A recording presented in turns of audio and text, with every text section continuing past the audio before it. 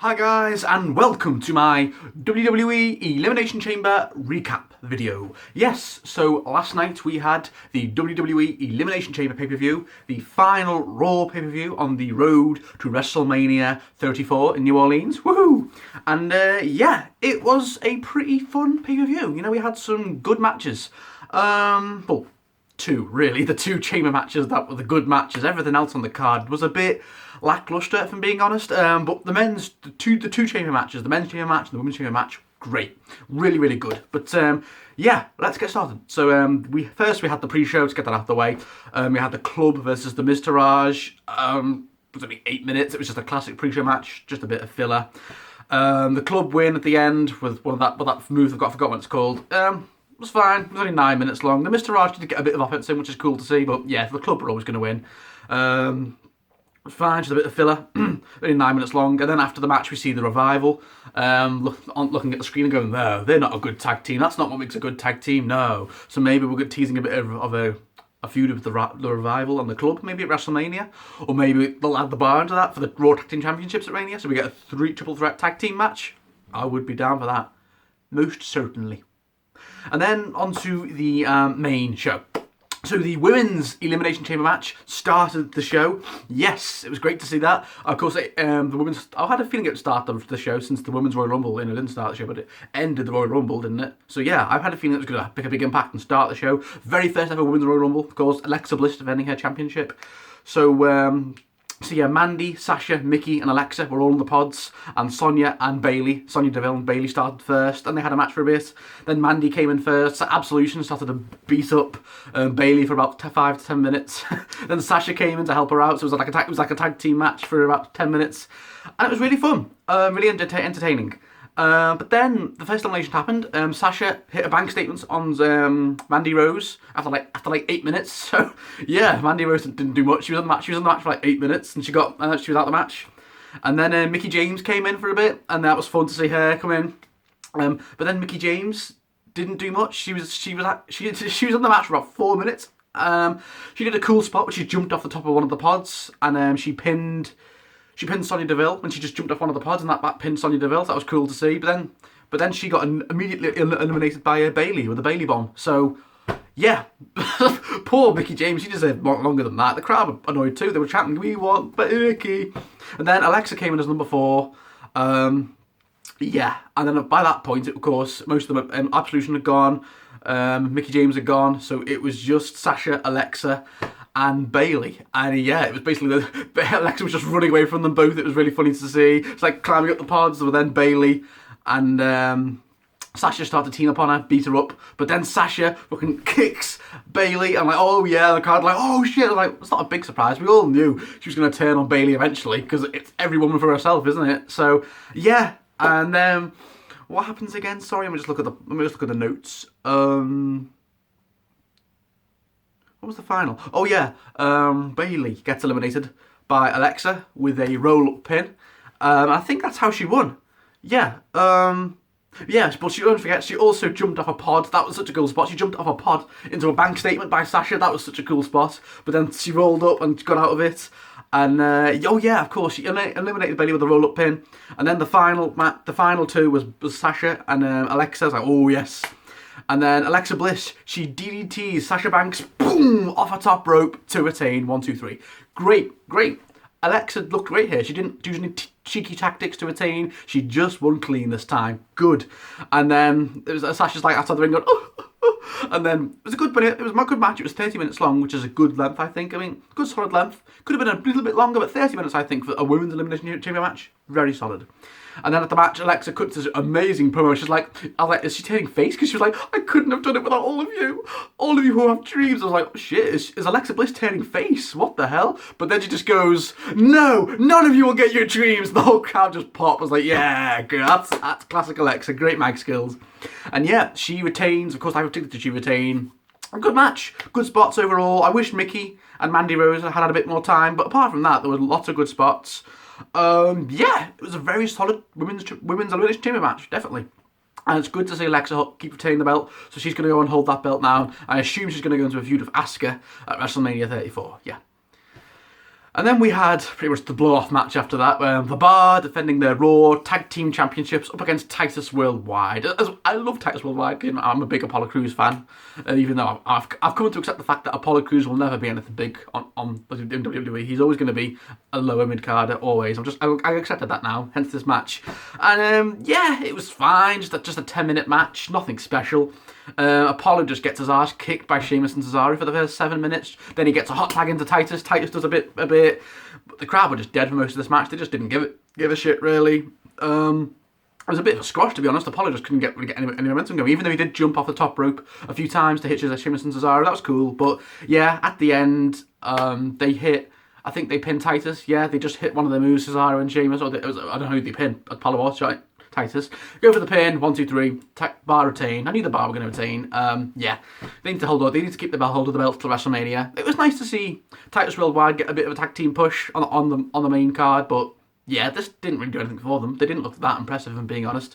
They just got their asses kicked for most of the match, and then Titus came in for a little bit, and then he just got pinned. So yeah, the Bar, obviously they're the much stronger team, the much over team right now, and they just have to keep hold of those belts till WrestleMania, hopefully in a 3-way match with the Revival and the Club. I'm down for that.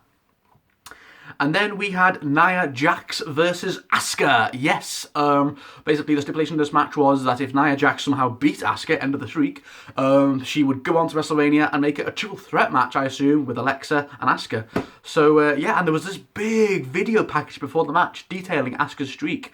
It was like a 3-minute video package about how Nia's going to conquer this streak, and I was like, shit. It made me think for a minute, oh shit, are they actually going to do it? Because I did predict boldly that Nia was actually going to end the streak because of this big video package. It felt like something big was going to happen. And yeah, the match was fine. I mean, Nia just dominated the whole match. From start to finish, she just absolutely was squashing, slapping Asuka around the ring. It was very similar to the match they had in NXT TakeOver at the end a few years ago. And then at the end, looks like Nia's about to win, but then Asuka goes for a cheeky roll up and wins 1, 2, 3. I'm like, oh, come on. That's a cheap win from Asuka. And I think Asuka, I'm starting to think Asuka may be a little bit overrated. Oh, I'm going to get so much heat for that. But I just think, in the ring, what does Asuka do? She's got a cool entrance, don't get me wrong, a cool gimmick. I love the mask, a whole physique, and when she does all that. But in the ring, I've just never seen a really good stellar match out of her.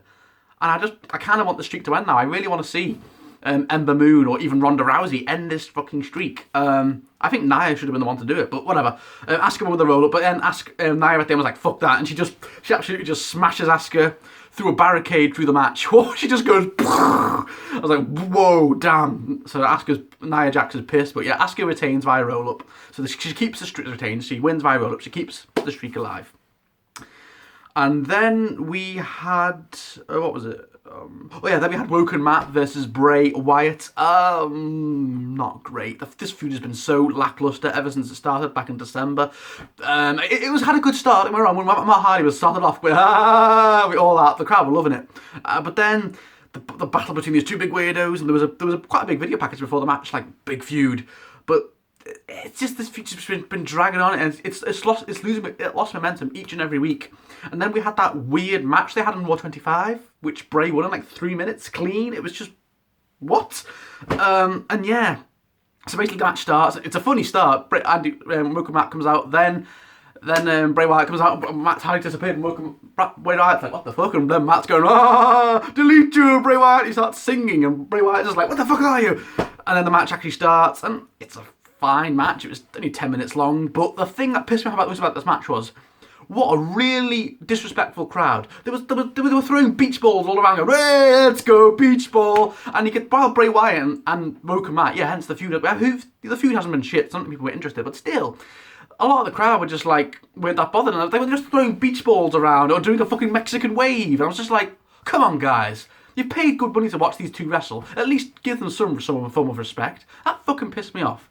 They care more about a fucking beach ball. I mean, most of the people in the crowd were just going with the beach ball. And Bray was just like looking around going, Jesus, I want... and yet at the end, Woken Matt won clean with Twist of Fate, 1, 2, 3.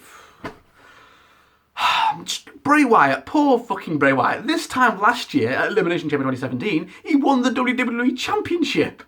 And now, fast forward a year later, he's jobbing to a guy 13 years older than him in front of a disrespectful crowd, and he must be thinking, fuck me, what happened? What happened? Poor Bray. I don't know where he goes from here, even though I've just ordered one of his t-shirts, the Kraken t-shirt, probably come next week. But yeah, Woken Matt won, whatever. Hopefully that's the end of this feud. This feud's done. Bray and Woken Matt can move on to other things now. And then we got the Ronda Rousey contract signing. Yes, her WWE contract signing. There was a big video package before the match of indicating how big of a badass she is, you know, with all the stuff she did in UFC, pioneering the UFC Women's Division for so long. And yeah, because we also got the Rumble, of course, when she came out at the end, just pointed the WrestleMania sign 3 times. Bit awkward, but whatever. And yes, as Kurt Angle, Triple H, and Stephanie McMahon came out first. They cut a bit of a promo about Ronda Rousey, and then Ronda Rousey came out, and yeah, to a bit of a pop. It wasn't a huge pop, but it was a bit of a pop. And then she came out. She was doing the whole her smiley thing. I was like, okay. And then they all start to cut, and then she cuts a promo, and ooh, her mic skills not great. Her volume is really bad. Like, I could barely hear her. I was like, "What are you saying, Ronda?" And she was just going, "Yeah, I've always been a fan of WWE. Yeah, Roddy Piper was my inspiration. Yeah." And it was just like the crowd were just going, "We can't hear you. Go on!" And you could tell Triple H was kind of roused her up. He was going, "Well, Ronda, WrestleMania, come on!" Like, so yeah, and then Kurt Angle's like, you do know these two slagged you off a little bit before the match, and Ronda was just like, what? And Triple H like, because of what happened at WrestleMania 31 with The Rock, they hate you, they want to manipulate you like they do with everyone else. And then Kurt gets rushed out the ring, and Ronda's just like, and then Kurt just goes, "Hey, Steph, weren't you just saying Ronda was a has-been?" And then Steph's like, and Ronda's just looking at Steph like, and oh, that was funny. Then Triple H, then Triple H comes in and she just puts Triple H to a table. That was pretty cool, even though Triple H was to just jump to help her, but whatever. And then Steph slaps Ronda, and Ronda's just like, and the whole crowd going, "You fucked up." That was so funny, and that was it. It was cool to see Triple H get put through a table. It was cool to see Steph slapping. Ronda's just like, you didn't. But I think this is setting up eventually the WrestleMania match, the tag team match. But yeah, it wasn't great. I think it could have been done a bit better, but whatever. I think her mic skills needed to go up a bit. It felt quite awkward on her on the mic, even though I know she's not great, because in UFC she never had to do much mic work, did she? She just got on the ring and beat women up, so she never had to do this mic work. So she's going to have to work on that a bit, because she looked very rusty and very nervous in front of that big crowd. But yeah, this is setting up, you know, Ronda and Kurt and Triple H and Steph at WrestleMania. That's what I think this is all setting up. But yeah, cool. So I can't wait to see what happens next. She'll probably be on Raw. Oh, right. And then we had the men's Elimination Chamber match, the seven-man Elimination Chamber match. Yes, got it right. And yes, the winner faces Brock Lesnar at WrestleMania, probably in the main event. And yeah, so we had Elias, Seth Rollins, Roman Reigns, Braun Strowman, Miz, Finn, and John Cena. And yeah, it was a good match. Seth, Miz and Finn started in triple threat, and Cena, Reigns, Braun and Elias were all in the pods. It started off, the whole match before everything happened, Elias was just doing a concert in the ring for like 5 minutes, just singing loads. It was great, blackout, and then the match starts. Cena comes out first. Miz, Seth and Finn, they all start, then Cena comes out first in the pod. They have a good match. There's a lot of good spots to start off with. You know, these three, all 7 of these guys are really, really good. Then Reigns comes in number 2. Roman Reigns, he comes in at number 2. And then Braun comes in, and that's when shit goes down. My God, Braun Strowman in this match, he just decimated. Oh shit! He just decimated everyone in this match, battered absolutely everyone. It was so good to see. Yeah. And then Braun, let's get started. So yeah, they start to team up on Braun, but then they even do a shield bomb on Braun. Everyone starts to hit the finisher on Braun. Braun just keeps kicking out, and they're like, shit, what do we do? And then Braun, he eliminates Miz with a power slam. He eliminates Elias with a power slam. He eliminates John Cena with a power slam. John Cena! I thought for sure The Undertaker was going to come out and cost John Cena the match. No, none of that. Just John Cena gets beat with one power slam, and he's like, fuck, what do I do now? Hopefully we'll get the build up to him and to take it tonight on Raw. Then he eliminates Finn with a power slam after he hits a Conan Ra on Roman. Then it's just Seth, Roman Braun at the final 3, and that was great to see. Then they all team up. They start to team up on Raw, Braun, but then Roman and Seth start to fight a little bit. And yeah, I do think it did feel a bit sluggish at times. There was a lot of sleeping. You could tell there was a lot of camping outside the ring, but it was great. And then Seth did, of course, did a frog splash off one of the pods. That was great. But then Braun eliminates Seth. That's fucking what? 1, 2, 3, 1, 2. That's 5 eliminations for Braun Strowman. What? 5 eliminations for Braun Strowman. Wow. And then it's just Braun and Roman. And I was like, oh shit. And I was like, okay, I knew Roman's going to come in here. And yeah, then they start off a bit of a match. And then Roman starts to get some momentum. Hits his man punch. He hits Braun with a spear. Braun gets up. Another spear. 1, 2, 3. And just like we all predicted, Roman Reigns is going to WrestleMania 33 to fight Brock Lesnar in the main event for the Universal Championship. We all knew it was coming. Wasn't a huge surprise. Even though Braun was the best of this match by a mile. 5 fucking eliminations. Incredible. But yeah, at the end, Roman comes back, and that's the story they're telling, aren't they? Roman beating the big guy. And yeah, I love what Michael Cole said.